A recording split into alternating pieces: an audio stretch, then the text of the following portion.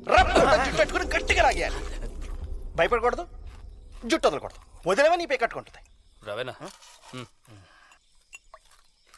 ఎక్కడెక్కడికో తీసుకెళ్తే సముద్రం మధ్యలోకి తీసుకెళ్ళిపోద్ది. భయపడితే పోతాం.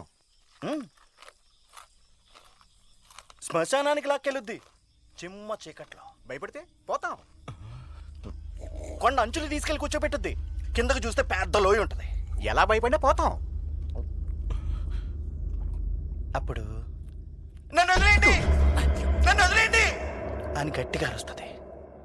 ఆ దెయ్యం అప్పుడే ఎర్రబారిన కళ్ళతో మనల్ని చూసి వామనా ఏమైంది వామనా? వామనన్నా వామనా మిక్సర్ ముక్కులోకి పోయింది. చంపేసావు కదరా నీ అబ్బా. చంద్రన్న భయపడి గొడ్డల్లోనే పోసుకునేవాడు. ఎవరు నేనా? నేనెందుకు భయపడతాను?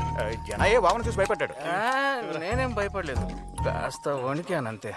మిక్చర్ ముక్కుతో తిన చాలు, ఇప్పుడు నోటితో తిను.